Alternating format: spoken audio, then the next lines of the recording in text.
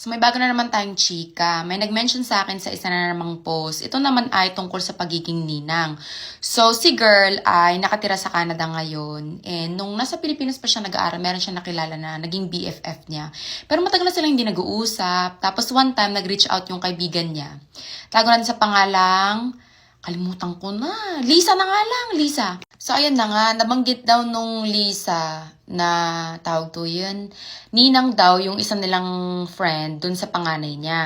So, ngayon niya lang nalaman na yun nga, nagkaanak na pala siya. Tapos ngayon, kinukuha siyang ninang. Medyo off kasi yung reason ni Lisa para kunin siyang ninang is para may mag-spoil sa kanya na ninang from Canada.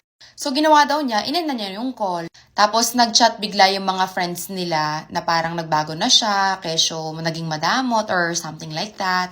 Yung perception kasi ng ibang tao is kapag nasa abroad, maraming pera. Kasi kino-convert nila yung Canadian dollars or US dollars or euro sa Philippine peso. Pero, ang cost of living naman ay hindi peso, kundi kung ano yung ano nila doon, currency. Guilty din naman ako doon sa akala ko pag nasa ibang bansa mayaman. Kaya din siguro gustong-gusto ko nag-raise ng awareness para alam mo yung na-educate natin yung ibang tao. Na ganun pala no. Kaya yung mga vlogs ko, binabanggit ko yung presyo para alam nila, oy, alam nyo ba, ganito yung presyo dito, ganyan-ganyan. Para alam mo yun, nakakapag-share ako ng knowledge, bagong learning sa ibang tao para, alam mo yun, aware din sila.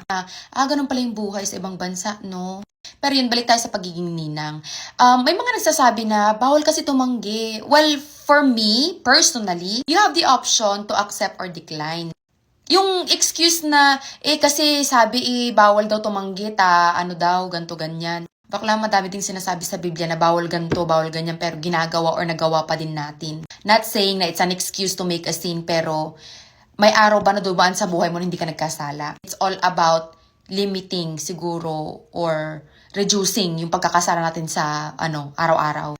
So, wag tayong magpaka-ipokrito. Tsaka sa panahon ngayon kasi, hindi mo na maiwasan na hindi tumanggi. Kasi kukunin kang ninang, halimbawa, may mga request na, sagot mo na ang cake, sagot mo na ang ganto, tapos pag Pasko, mamamas ko po, tapos may GCash number na. Hindi ba ang regalo binibigay ng kusa, hindi hinihingi?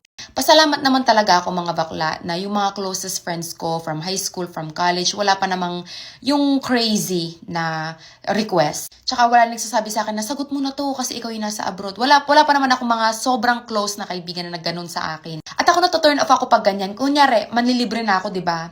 Tapos sinabihan ako na, sagot mo na yung ganito. Ay, ayoko na. Na-turn off ako. Kasi ako naman mga bakla, kapag marami akong pera, pag dumarating yung time na marami akong sinahod, hindi naman ako madamot. Like, may kusa naman ako. Pero sometimes talaga, kailangan ko ding magtipid-tipid. Tapos syempre marami din kaming bills. Pero yun, minsan kasi ginagawa na ding negosyo yung pagiging ninang, no? So, pag kinuha kang ninang, may option ka. Kung gusto mo, kung ayaw mo. Kasi pagiging ninang, susumpa ka sa simbahan na magiging second magulang ka, magiging guide ka doon sa bata. Paano ka magiging guide kung wala kang relationship sa magulang? Yung nag-uusap lang kayo ng magulang kapag Pasko o birthday ng inaanak mo.